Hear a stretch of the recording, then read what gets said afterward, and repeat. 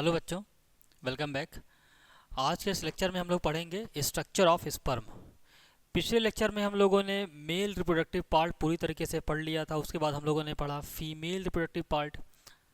अब पढ़ेंगे structure of sperm. आइए देखते हैं। बेटा, स्पर्म के 4 पार्ट होते हैं। Sperm has 4 part. ठीक है, कौन कौन से देख लेते हैं। Number 1 head, number 2 neck, number 3 middle piece and number 4 tail। 4 part होते हैं, ठीक है ना। जिसमें से टेल का फंक्शन होता है बच्चों, टेल का फंक्शन है मोटिलिटी प्रोवाइड करना, प्रोवाइड मोटिलिटी। ठीक है, अब इसी को बनाकर देख लेते हैं। बेटा, स्पर्म जो होता है वो माइक्रोस्कोपिक स्ट्रक्चर है बेटा, है ना, और इसके 4 पार्ट होते हैं। अच्छा, पूछेगा कौन डिस्कवर किया, तो discovered by Leeuwenhoek. Sperm was discovered by Leeuwenhoek. ठीक है, चलिए इसका स्ट्रक्चर बना कर देखते हैं। तो 4 पार्ट हैं, head, neck, tail and middle piece. आइए बना लेते हैं। सबसे पहला हेड, ये देखिए, ये है हेड इसका, है ना। This part is called head. Head के बाद फिर ये रहा neck, then middle piece and this is tail. ये हो गया टेल। तो head, neck,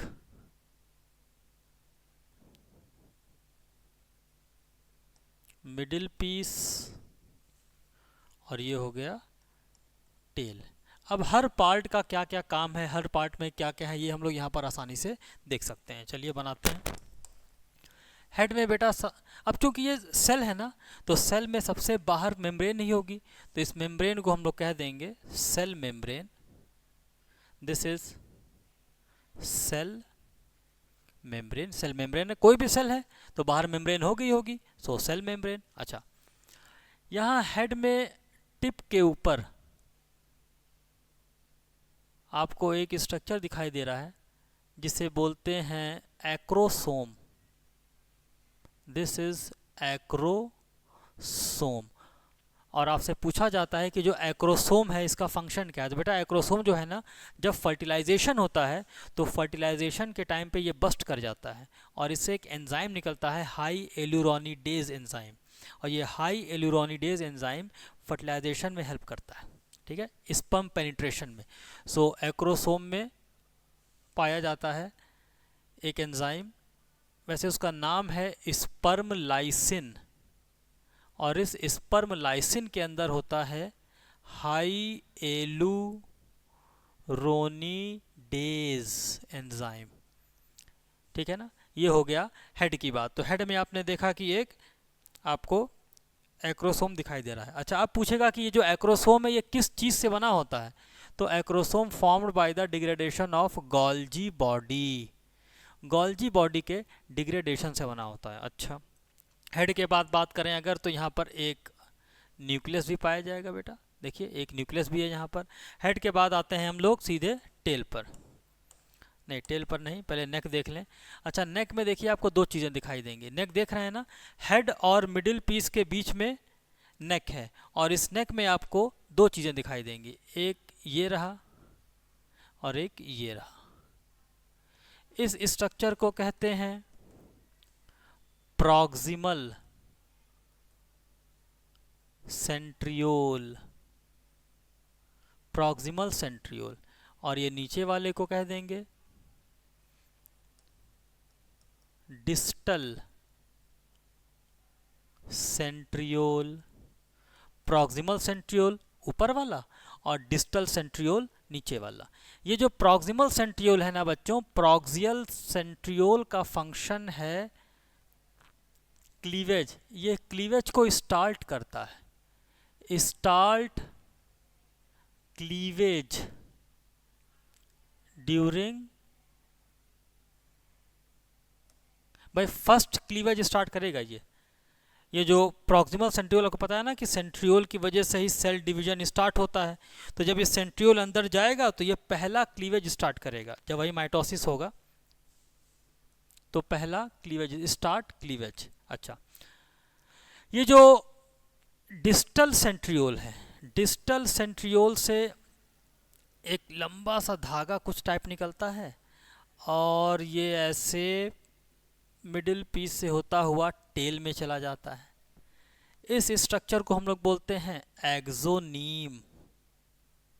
this is axoneme. और सीधा सा सवाल पूछेगा कि एक्सोनीम कहाँ से अराइज होता है, तो आप बता देंगे भैया ये अराइज होता है डिस्टल सेंट्रियोल से। अच्छा, एक्सोनीम को एक्सियल फिलामेंट भी बोलते हैं। एक्सोनीम और एक्सियल फिलामेंट। और यहाँ पर जो अरेंजमेंट होता है सेंट्रियोल का वो 9+0 होता है, ये आपको याद करना है। सीलिया और फ्लैजिला में 9+2 होगा, बट स्पर्म में जो एक्सोनीम है उसका अरेंजमेंट 9+0 होगा। फिर कभी बात कर लेंगे इसके ऊपर हम लोग। चलिए अब बात करते हैं मिडिल पीस की। तो मिडिल पीस में पाया जाता है माइटोकॉन्ड्रिया। यहाँ पर बहुत सारे माइटोकॉन्ड्रिया होते हैं, देखिए बहुत सारे माइटोकॉन्ड्रिया होते हैं, खूब सारे माइटोकॉन्ड्रिया प्रेजेंट होंगे यहाँ पे। ये सब माइटोकॉन्ड्रिया है। अच्छा, ये जो माइटोकॉन्ड्रिया है ना, ये रिबन लाइक स्ट्रक्चर बना लेते हैं, इसीलिए इन्हें कहा जाता है नीबन कर्ण। नीबन कर्ण, ये कोई नई चीज़ नहीं है, कोई बहुत बड़ा तोप नहीं है, ये माइटोकॉन्ड्रिया ही है। बस माइटोकॉन्ड्रिया यहाँ रिबन लाइक स्ट्रक्चर बना लेते हैं तो इन्हें कहा गया नीबन कर्ण। और ये आपको पता है कि माइटोकॉन्ड्रिया है तो एनर्जी तो देगा ही। सो नीबन कर्ण is the powerhouse of sperm. Sperm के लिए ये पावर हाउस की तरह काम करता है। और बात करें अगर टेल की, तो टेल का काम है मोटिलिटी प्रोवाइड करना टू स्पर्म। लिख भी चुके हैं ऊपर, फिर से लिख देते हैं, प्रोवाइड मोटिलिटी टू स्पर्म। तो ये एक छोटा सा स्ट्रक्चर हो गया एक्रोसोम का, स्पर्म का। और स्पर्म के 4 पार्ट होते हैं, head, neck, middle piece and tail. Head की बात करें तो हेड में आपको एक एक्रोसोम दिखाई देगा। एक्रोसोम बना होता है गोल्जी बॉडी के डिग्रेडेशन से। हेड में ऊपर की तरफ टिप पर एक एक्रोसोम होगा। एक्रोसोम के अंदर स्पर्म लाइसिन होते हैं, जिसके अंदर जो एंजाइम भरा होता है उसको कहते हैं हाई एलुरोनिडेज एंजाइम, जो कि फर्टिलाइजेशन में हेल्प करता है।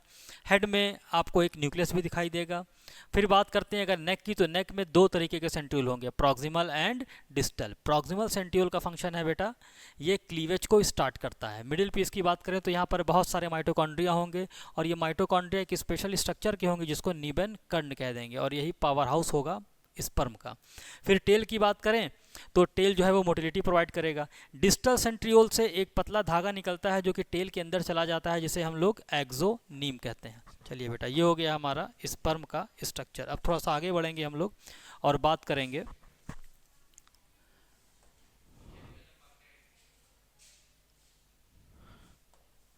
करेंगे हम लोग oogenesis की।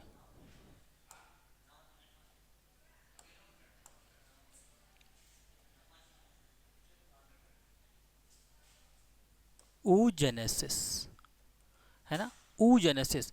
oogenesis का मतलब होता है process of formation of ovum. अब ओवम बनने के प्रोसेस को हम लोग oogenesis कहते हैं। इसको मैं बता देता हूँ बेटा। oogenesis में क्या होता है, देखिए अगर हम बात करें स्पर्मेटोजेनेसिस की, तो स्पर्मेटोजेनेसिस की शुरुआत जो है वो प्यूबर्टी से होती है।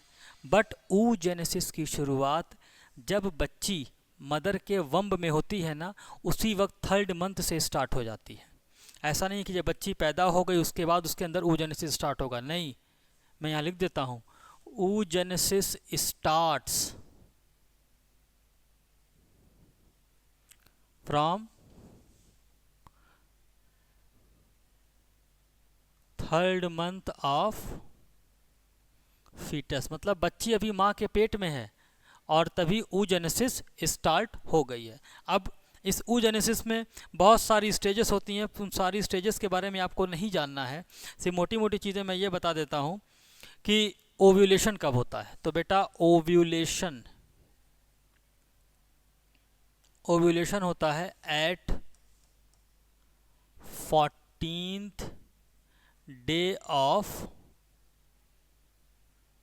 मेंस्ट्रुअल का जो 14th डे होता है उसी दिन ओव्यूलेशन होता है, और इस दिन एक हार्मोन का लेवल बहुत ही ज़्यादा हाई होता है जिसको कहते हैं ल्यूटिनाइजिंग हार्मोन। तो इसमें बहुत ज़्यादा डिटेल में जानने की ज़रूरत नहीं है, डिटेल में हम लोग को मेंस्ट्रुअल साइकिल पढ़ना है और उसी को हम लोग अभी डिटेल में बेटा चर्चा करने वाले हैं। चलिए शुरू करते हैं मेंस्ट्रुअल साइकिल। तो oogenesis में बता दें फिर से, oogenesis का मतलब है process of formation of ovum, और ये oogenesis तब शुरू हो जाती है जब वो बच्ची माँ के पेट के अंदर है और 3rd मंथ उसका कंप्लीट हो गया है, मतलब मदर के वंब के अंदर ही oogenesis स्टार्ट हो जाती है, अभी उसकी डिलीवरी भी नहीं हुई है। और ओवुलेशन एक प्रोसेस होता है जो कि 14th डे ऑफ मेंस्ट्रुअल पे होता है। चलिए आगे बढ़ेंगे। oogenesis के बाद हम लोग स्टार्ट करेंगे मेंस्ट्रुअल साइकिल।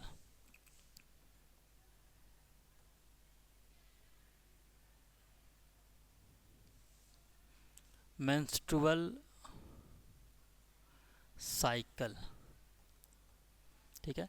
चलो बेटा, मेंस्ट्रुअल साइकिल सभी जितने भी फीमेल प्राइमेट्स हैं जैसे मैन, एप और मंकी, उन सब में होता है, ठीक है। ये जितने भी फीमेल प्राइमेट्स हैं, फीमेल प्राइमेट जैसे मैन हो गया,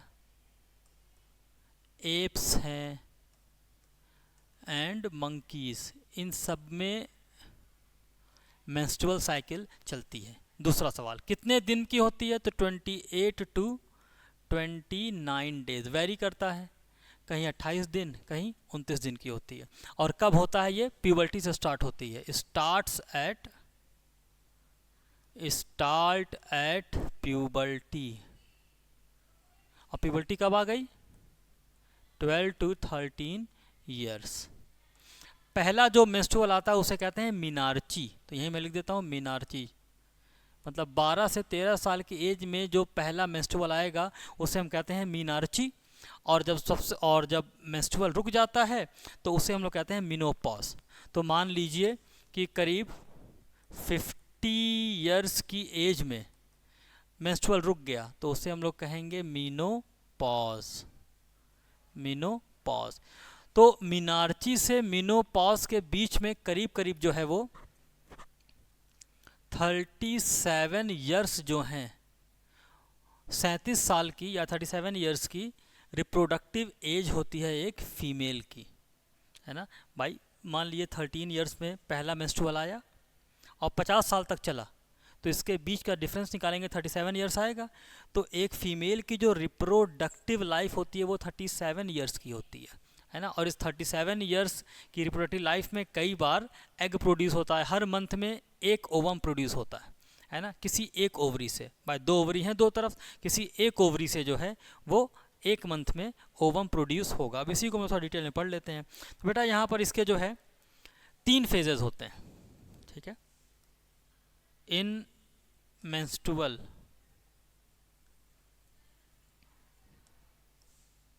थ्री फेजेस आर प्रेजेंट, और इन तीनों फेजेस को एक एक करके हम लोग पढ़ लेंगे। पहला फेज है मेंस्ट्रुअल और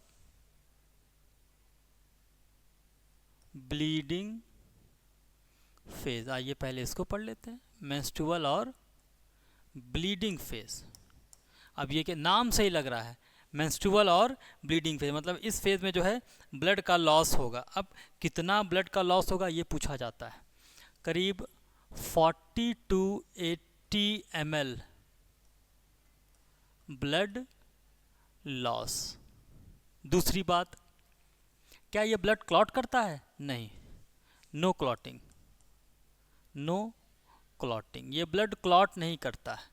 क्यों क्लॉट नहीं करता है? Due to presence of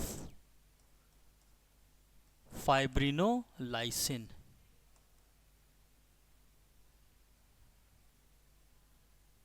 due to presence of fibrinolysin. ये दो बातें आपको यहाँ याद रखनी है मेंस्ट्रुअल या ब्लीडिंग फेज में। पहली चीज़ 40 to 80 ml ब्लड लॉस होगा। अच्छा, ब्लड लॉस क्यों हो रहा है? क्योंकि इंडोमेट्रियम की लाइनिंग जो है वो टूट गई है, जिसकी वजह से ब्लड का लॉस हो रहा है। अब आपसे सवाल पूछे अगर कि रूट कॉज क्या है ब्लीडिंग का, root cause of bleeding, root cause of bleeding, bleeding का रूट कॉज क्या है? तो दो बातें आप बता सकते हैं। पहला आप ये बता सकते हैं कि फर्टिलाइजेशन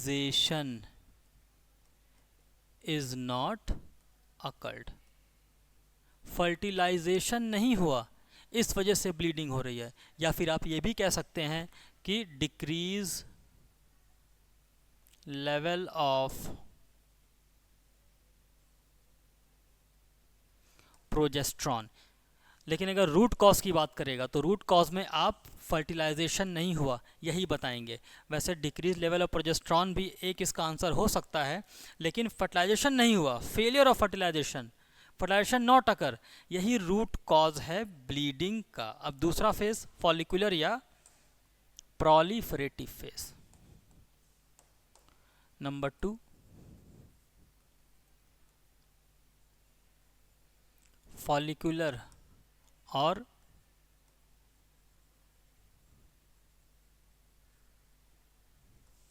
प्रोलिफरेटिव फेज। अच्छा, अगर हम डेज की बात करें तो ये जो मेंस्ट्रुअल या ब्लीडिंग फेज है ना, ये 3 to 7 डेज चलता है, ठीक है ना, 7 नहीं, 3 to 5 days, 3 to 5 days bleeding चल सकती है, 3 से 5 दिन ब्लीडिंग चलती है। वहीं अगर बात करें हम फॉलिकुलर या प्रोलिफरेटिव फेज की, तो बेटा ये जो होता है ना फॉलिकुलर या प्रोलिफरेटिव फेज, ये मान के चलिए आपका 9 से 10 दिन का होता है। इट इज 9 to 10 डेज, ये 9 से 10 दिन का होता है। और यहाँ पर दो घटनाएं एक साथ हो रही हैं और साफ साफ दिखाई दे रहा है। देखो, फॉलिकुलर का मतलब होता है, फॉलिकुलर का मतलब यहाँ हो रहा है ओवरी से, और प्रोलिफरेटिव का मतलब यहाँ हो रहा है यूट्रस से। मीन्स यहाँ पर दो घटनाएं एक साथ हो रही हैं। ओवरी में हो रहा है फॉलिकुलर फेज, मीन्स ओवरी में जो फॉलिकल्स हैं उनका डेवलपमेंट हो रहा है, और यूट्रस में हो रहा है प्रोलिफरेटिव फेज, मीन्स यूट्रस की जो लाइनिंग है वो रीजनरेट हो रही है। तो यहाँ पे फॉलिकल डेवलप कर रहे हैं और साथ ही साथ यूट्रस में जो है वो यूट्रस की वॉल अपने आप को रीजनरेट कर रही है, ताकि दोबारा से जब प्रोजेस्टेरॉन का लेवल लो हो तो वो शेड ऑफ हो सके, ठीक है ना। अच्छा, दूसरी चीज,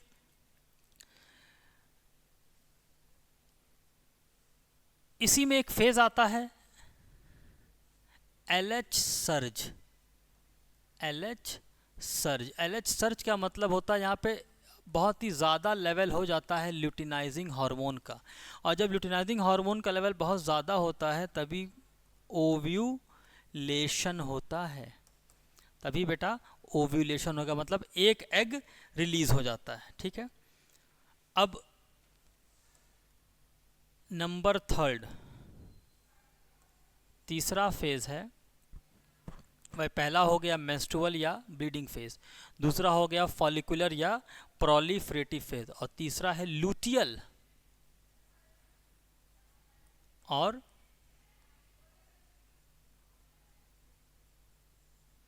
सिक्रीटरी फेज। अब यहाँ पर दो चीज़ें हैं, लूटियल का मतलब हो रहा है वही LH सर्ज, ल्यूटिनाइजिंग हार्मोन का लेवल बहुत ही ज़्यादा हो जाएगा, यही है LH surge.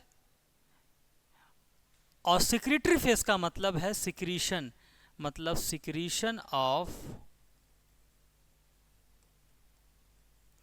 Progesterone from corpus luteum, ठीक है ना। Corpus luteum. तो यहाँ पे देखिए ना, लूटियल फेज या सिक्रीटरी फेज साफ साफ बता रहा है कि यहाँ पर सिक्रीशन होगा किसका, प्रोजेस्ट्रॉन का। और जब प्रोजेस्ट्रॉन का सिक्रीशन होगा तो इंडोमेट्रियम की लाइनिंग बनी रहेगी, और जैसे ही इसका सिक्रीशन कम होगा प्रोजेस्ट्रॉन का, वैसे ही हार्मोन जो है वो कम हो जाएगा और मेंस्ट्रुअल ब्लीडिंग आ जाएगी। तो प्रोजेस्ट्रॉन कब पीक पर होगा, लूटियल फेज में प्रोजेस्ट्रॉन पीक पर होगा। तो ये पॉइंट खूब पूछा जाता है, progesterone at its peak. Luteal या सिक्रीटरी फेज में प्रोजेस्ट्रॉन अपने पीक पर होगा, सबसे हाई लेवल पे होगा। ठीक है, तो ये बेटा हम लोगों ने मेंस्ट्रुअल साइकिल पढ़ लिया। और मेंस्ट्रुअल साइकिल बहुत ही छोटा सा हमने बहुत ही शॉर्ट में पढ़ा है, लेकिन बहुत ही इम्पॉर्टेंट चीज़ है ये। चलिए अब पढ़ते हैं गैमीट ट्रांसफ़र के बारे में कि गैमीट ट्रांसफ़र कैसे होगा। भाई गैमीट बनाने के लिए ऑर्गन पढ़ लिए, गैमीटोजेनेसिस हो गया। अब अगला टॉपिक है गैमीट ट्रांसफ़र, क्योंकि एक गैमीट तो नॉन मोटाइल है, फीमेल गैमीट, लेकिन जो दूसरा मोटाइल है वो है स्पर्म, वो जो है वो मोटाइल गैमीट है। तो किस तरीके से हम गैमीट को एक जगह से दूसरी जगह पहुंचाएंगे। देखिए सबसे पहले होता है बेटा इंसेमिनेशन, इंसेमिनेट कर दिया गया स्पर्म को, इंसेमिनेशन। और जैसे ही इंसेमिनेशन का मतलब होता है कि ejection of sperm inside the vagina of female, इसी को कहते हैं इंसेमिनेशन। और जैसे इंसेमिनेशन हुआ मतलब इंसेमिनेशन कहाँ पे किया गया, वेजाइना में किया गया। तो वेजाइना से ये स्पर्म स्विम करके ऊपर जाएगा, पहले पहुँचेगा सर्विक्स में, सर्विक्स से पहुँचेगा देन यूट्रस, यूट्रस से पहुँचेगा ये इस्थमस, उल्टा चलना है हमको, इस्थमस, इस्थमस से पहुँचा ये एम्पुला, एम्पुला रीजन में। कुछ याद आ रहा है एम्पुला रीजन से? मैंने बताया था कि एम्पुलरी रीजन में ही फर्टिलाइजेशन होता है और इसी एम्पुलरी रीजन में फर्टिलाइजेशन हो जाता है, फर्टिलाइजेशन अकर। तो ये है किस तरीके से गैमीट का ट्रांसफ़र हो रहा है, ख़ास तौर से मेल गैमीट का, जिसको हम स्पर्म कहते हैं। तो गैमीट सबसे पहले इंसेमिनेट किया जाएगा वेजाइना से होते हुए सर्वाइकल कैनाल, सर्विक्स से होता हुआ यूट्रस, इस्थमस, एम्पुला, और एम्पुला में सेम टाइम पे अगर एग आ गया तो वहीं पे जो है फर्टिलाइजेशन हो जाता है। इसीलिए हर फर्टिलाइजेशन में जो है, हर इंसेमिनेशन में या हर कॉपुलेशन में फर्टिलाइजेशन हो, ये पॉसिबल नहीं है। ऐसा नहीं होता है कि जितनी बार कॉपुलेशन हो रहा है उतनी बार फर्टिलाइजेशन हो जाए। ठीक है बेटा, तो ये हम लोगों ने पढ़ लिया गैमीट ट्रांसफ़र। अब गैमीट ट्रांसफ़र के बाद बात आती है एम्ब्रियोजेनेसिस की, कैसे एम्ब्रियो बनेगा। भाई फर्टिलाइजेशन तो हो गया, फर्टिलाइजेशन के बाद फिर इम्प्लांटेशन होगा, उसके बाद एम्ब्रियो बनेगा। तो ये सारी घटनाएं हम लोग एक अलग टॉपिक में पढ़ेंगे। आज के लेक्चर में हम लोगों ने जो टॉपिक पढ़ा है, जैसे कि हमने पढ़ा स्पर्म का स्ट्रक्चर क्या होता है, oogenesis पढ़ लिया, फिर उसके बाद मेंस्ट्रुअल साइकिल पढ़ लिया, है ना। अब अगले लेक्चर में जब हम आएंगे तो वहाँ पर मैं आप लोगों को बताऊँगा कि फर्टिलाइजेशन तो हो गया, लेकिन फर्टिलाइजेशन के बाद फिर क्लीवेज कैसे हुआ, एम्ब्रियो कैसे बना, उसका इम्प्लांटेशन कैसे हुआ, फिर वो फीटस में कैसे कन्वर्ट हुआ। तो ये सारी चीज़ें हम लोग नेक्स्ट लेक्चर में बेटा बात करेंगे। बहुत बहुत शुक्रिया।